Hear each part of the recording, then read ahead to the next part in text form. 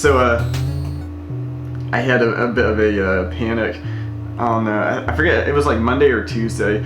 I started working, and at some point Visual Studio just like stopped responding, and then my entire computer stopped responding, and like sat there for a minute not doing anything. Like, I still moved the mouse, but just applications weren't responding at all. And then it blue screened, and I was like, huh. It was. I've had blue screen issues with this computer for years now. It's usually, update Windows, update drivers. Eventually, everything goes back to normal. But this was different, because those blue screens were usually just like, I'm working, and then suddenly it dies and my computer reboots. And this was like everything just kind of ground to a halt and sat there for a minute before it restarted. So, I get everything up and running again, start working, and a little while later, the same thing happens. I'm like, well, crap. I was thinking, like, maybe it seemed like it was Visual Studio that was causing this problem. So I was like, well, I don't know. I wasn't sure if it was like maxing out my CPU and just, I don't know, some thread was going rogue and killing all my CPU time or what. But so this happened a few times throughout the day, and at some point I noticed that so I had Task Manager open, and I noticed that anytime this would start to happen, the applications would stop responding. It was always right around the time that my computer had been on for an hour. It was always like exactly an hour, give or take like a minute. I was like, that seems too consistent to be a coincidence. But I didn't know, like, what does that even mean? Finally, I googled like,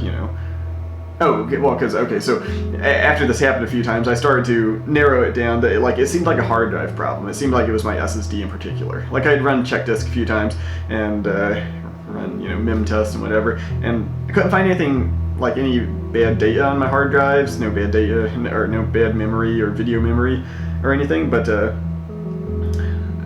trying to remember what it was that made me think it was a hard drive issue. Oh, well, so, okay, after the anytime the blue screens were happening, it wasn't writing a mini dump file. So it's like, well, that's weird. Like, I guess if everything was just like hanging already, maybe it just couldn't write to that. But then I noticed, because I had Resource Manager open, and I noticed that when it was hanging, it was like saying like 100% active time on the C drive or something, and like had something queued up that was just never finishing. So I was like, okay, it seems like it's a hard drive thing. It seems like it's my SSD.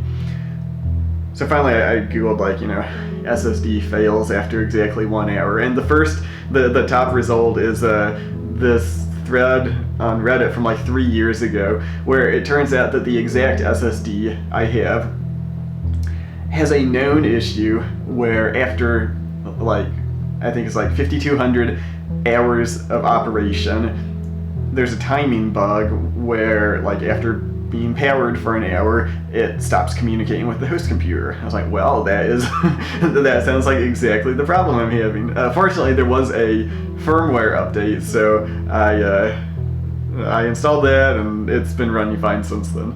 But yeah, that was just such a bizarrely specific issue, and it took me, it was happening for like a day and a half before I finally like narrowed it down to that thing where it was happening consistently after 1 hour. And that was what led me to the answer. But yeah, that was a bizarre one. So I've been doing some work on my synthesizer, and it's coming along really well. Let's see here. I'm gonna try to bring up some music.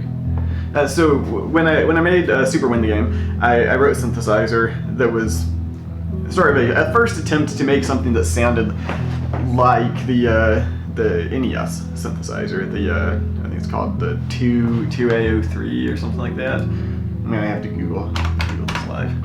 Yeah, the 2A03 was the synthesizer on the NES. When I developed the synthesizer on Super Win, it was capable of playing 2 pulse waves, a triangle, and a noise channel like the NES.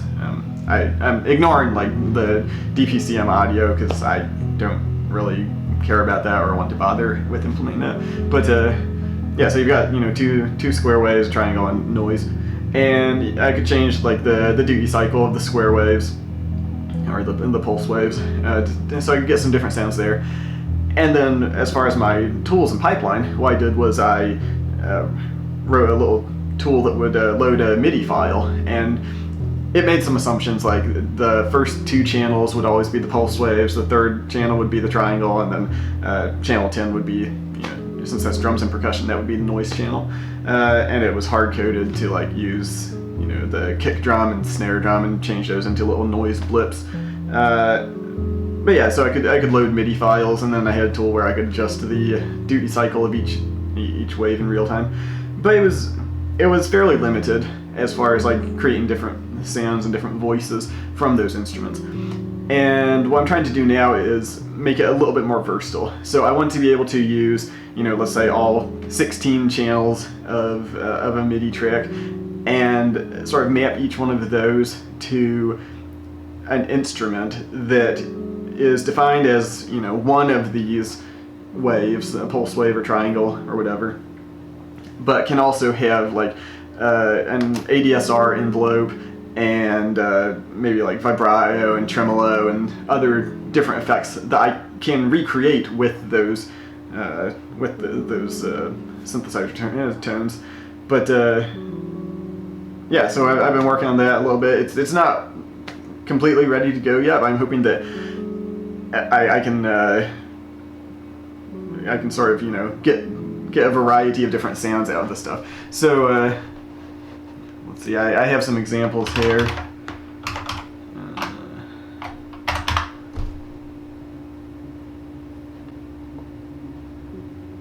Yeah, so this is the theme from Gunmetal Arcadia as it sounds, just basically using the same technology that I had on Super Win the Game.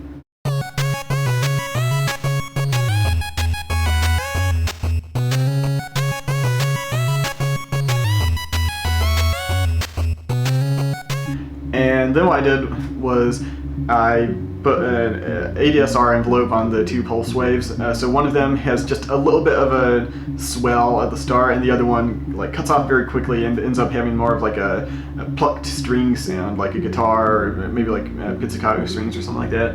And then I put vibrato on the lead voice too, so it sounds much more expressive and vocal. And this is what it sounds like now. That was not the right track. This is what it sounds like now.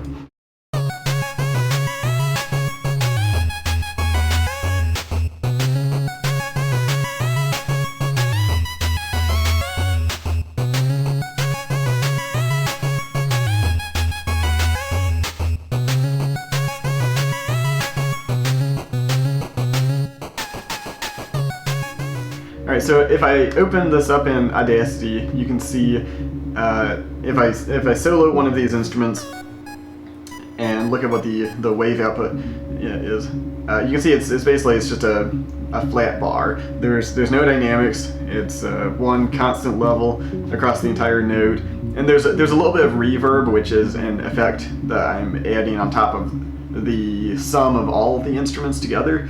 So I'll actually turn that off here and see what this looks like without that. But yeah, so this is sort of everything on the Super Win the Game soundtrack was basically just like this. There was no dynamics at all. Everything was completely level.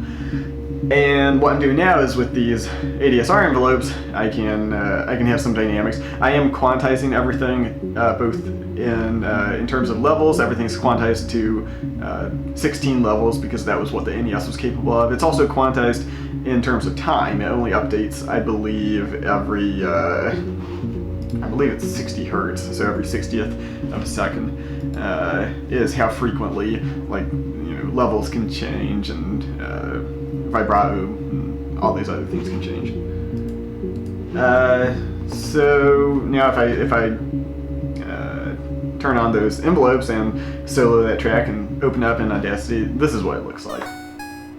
You can see it does have, you know, nice dynamics there, nice curves and fall off, and with the release you can sort of get like a reverb sound. So I'm excited about having more versatility and flexibility in the sort of music I can compose while still being hopefully somewhat authentic to like what the NES was capable of producing. So, I don't know.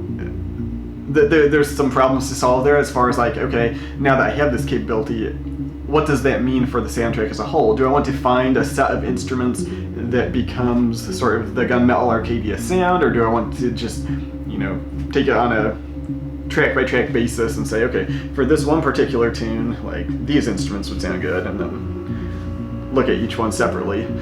I don't yet know. I'm gonna sort of play it by ear as I do with so many things, and see what feels right, see what's easiest, honestly. I have a feeling like defining a set of instruments up front and then just using those for every single song probably is going to make the most sense, but we'll see.